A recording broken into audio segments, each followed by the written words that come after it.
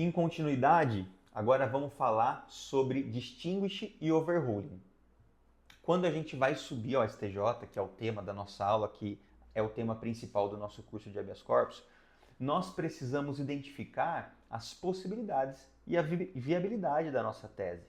Então, juntamente com o estudo processual, com a análise do processo, você precisa confrontar, entender, buscar ali como o tribunal tem decidido, no seu caso o STJ.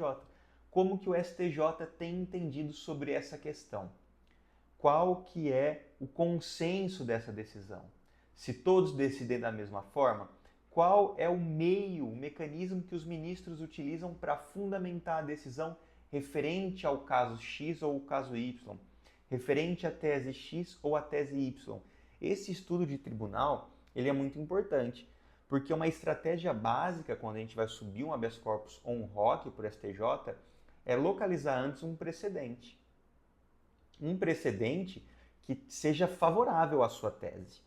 E se esse precedente for análogo, for parecido, tanto na questão fática quanto na questão de direito, você pode solicitar o distinguish, para que o ministro faça o distinguish, caso não conceda a sua ordem ou caso não dê o seu recurso como provido. O que isso significa? Então vamos lá, no seu estudo, perante a sua tese e o seu caso concreto, você identificou um precedente perfeito, que tem as mesmas questões fáticas e a mesma questão de direito, e esse habeas corpus foi concedido, por exemplo. Ou esse ROC foi provido. O que você faz? Você vai olhar o seu caso, são análogos a esse que foi concedido, você vai fazer os pedidos na mesma direção da fundamentação da decisão do ministro. Então você já vai ter uma base boa. Para quê? Para que aumente a sua chance de concessão. Bateu naquilo que o ministro falou? Por exemplo, você ainda, se não for prevento, se o seu habeas corpus não for prevento, vai ser distribuído e inaugurado tanto na quinta ou na sexta turma. Mas depois da distribuição, você pode trazer precedentes já. E aí, no seu campo de memoriais, ou você pode atravessar uma petição pedindo o distinguish, ou você pode pedir o distinguish justamente na interposição recursal ou na impetração do habeas corpus, não tem problema. Ah, mas eu não sei com qual ministro e qual turma vai cair.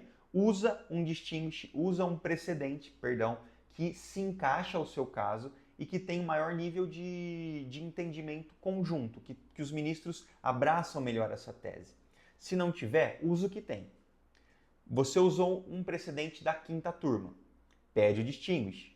Caiu na sexta turma, após a distribuição, você junta um outro precedente da sexta turma e peticiona falando que o seu caso é análogo, é parecido a esse, muito semelhante, tanto na questão fática e na questão de direito, e pede para que, caso não seja concedida a sua ordem, para que o ministro, relator, faça o distinguish, para que ele faça a distinção.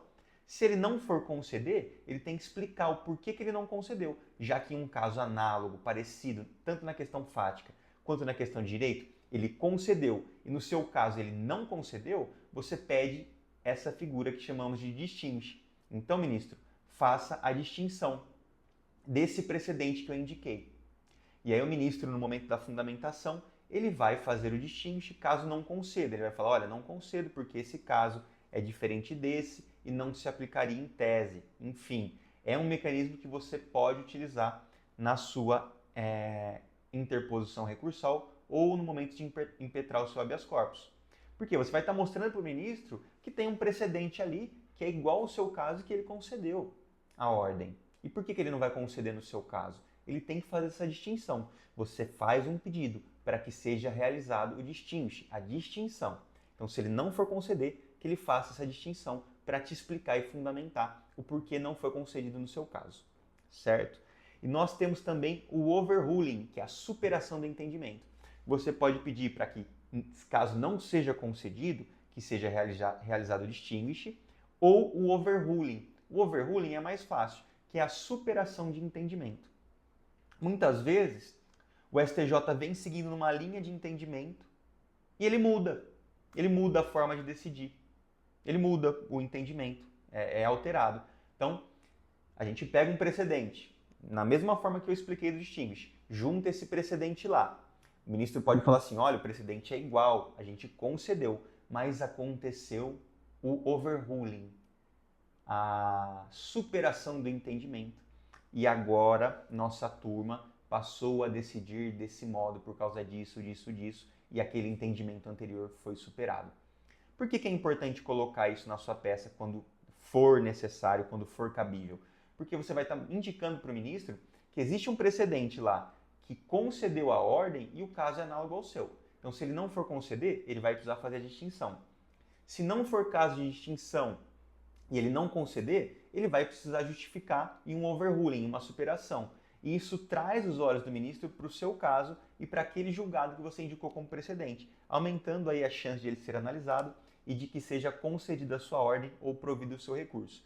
Então a figura do distinguish, que é a distinção, e do overruling, essas ferramentas, esse pedido, né, isso pode ser objeto de pedido e de requerimento para que no corpo da fundamentação da decisão do ministro ele indique, se for o caso, a distinção, o porquê ele não concedeu a ordem se os casos eram análogos, ou o overruling, a superação do entendimento, se assim o aconteceu. Isso é uma ferramenta a mais para que você possa incorporar na sua interposição recursal ou na impetração do seu habeas corpus. Espero que essa aula tenha ajudado. Essa aula é uma aula do curso, mas eu vou disponibilizar aqui no meu canal do YouTube para que possa ajudar a mais pessoas. E se você gostou, se isso foi útil de alguma forma, eu peço que curta, que compartilhe, que se inscreva no meu canal. E eu vou também deixar aqui a página de vendas do meu curso, para quem quiser comprar o curso que é do juízo singular ao STF. Como chegar com o seu habeas corpus do juízo singular ao STF. É um curso de uma abordagem bem prática. Tá certo, pessoal? Fica aqui meu abraço e até logo.